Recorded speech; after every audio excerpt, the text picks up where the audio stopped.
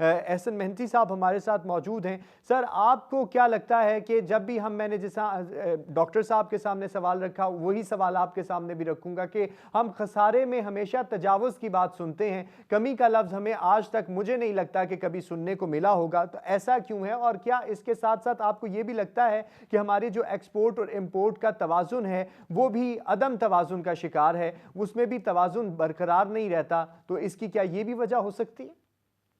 देखिए, फॉर्चुनेटली हमारे पास जो है मतलब इकोनॉमिक जो मैनेजर्स हैं हमारे, they they are very we have been accustomed to very professional economic managers. अगर आप पहले देखें कि एक जो इससे पहले फाइनेंस मिनिस्टर थे हमारे इसहाक डार थे, वो भी एक एक वो प्रोफेशनल थे। इस वक्त भी अगर आप फाइनेंस मिनिस्टर देखें तो हमारी जो है वो केयर टेकर शमशाद अख्तर साहिबा, वो एक she is a professional on on her own. अगर हम देखें हमारे जो अरबाब इख्तियार हैं, यानी कि प्राइम मिनिस्टर्स भी जो हमें फॉर्च्यूनेटली मिले हैं, they have been pretty pretty much experienced, ठीक है?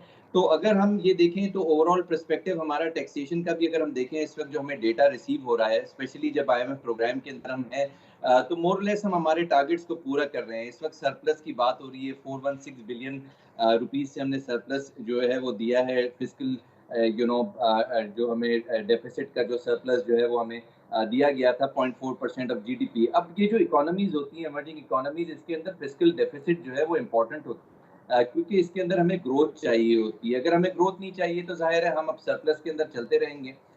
फिस्कल सरप्लस होगा बट ग्रोथ नहीं होगी। तो आई थिंक कि इस चीज़ को हमें समझना चाहिए कि आईएमएफ जो हमारा लेंडर है, वो भी हमें कुछ टारगेट देता है फिस्कल डेफ़िसिट के।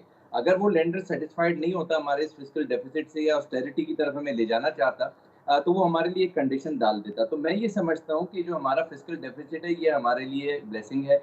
इसी तरीके से हमारा जो करंट अकाउंट डेफिसिट है, ये भी हमारे लिए ब्लेसिंग है। बट सर्टेनली हमें जो है वो चीज़ को देखना है कि हमें कोई ऐसे नहीं करंट अकाउंट डेफिसिट की तरफ चले जाना है जो टारगेट जो है वो हमें जो दिए गए हैं आईएमएफ की तरफ से, उसको हम तजावुज़ कर लें। तो मैं ये समझता हूँ कि जो हमारा लेंडर है वो हमें अच्छे तरीके से देख रहा है, जो आईएमएफ हमारा लेंडर है। करंट अकाउंट जो है वो अब हम सरप्लस की तरफ जो है वो जा रहे हैं। $8 मिलियन का नेट जो है वो डेफ़िसिट था लास्ट जो मंथ का रिसीव हुआ है, वो ओवरवेलमिंगली उसको कैपिटल मार्केट्स ने जो है वो एक्सेप्ट किया। और अगर आप मार्केट्स देखें तो रुपए की रिकवरी 15% से ज़्यादा हुई। उसके बाद स्टॉक मार्केट भी 15% जो है वो उसमें इज़ाफ़ा हुआ, और इतनी पॉज़िटिव की तरफ जा रही है कि वो अपने रिकॉर्ड हाई को दोबारा अचीव कर रही है। तो मैं ये समझता हूँ कि हमें कुछ पॉज़िटिव एंगल भी देखना चाहिए। हमने कुछ टारगेट्स आईएमएफ के थे, वो हमने उसको पूरा किया है। अब $700 मिलियन हमें रिसीव होंगे नेक्स्ट मंथ, तो वो हमारे लिए बजटरी सपोर्ट जो है वो उसके अंदर वो हमारे यूज़ में आएँगे। इसके अलावा करंट अकाउंट को भी सरप्लस की तरफ लेकर जाएँगे। तो मैं ये समझता हूँ फंडामेंटली फॉरेन एक्सचेंज रिज़र्व को बिल्ट अप करना कोई बहुत हमारे लिए कोई डॉलर को जमा करना, फिर हमारी इन्वेस्टमेंट के इश्यूज़ उसमें आते हैं। बट पॉइंट ये है कि हमारे जो इम्पोर्ट्स हैं और एक्सपोर्ट्स हैं, उसका हमें कुछ इस तरह से बैलेंस करना है कि इम्पोर्ट्स जो है टोटली आउट ऑफ बैलेंस नहीं हो जाएँ।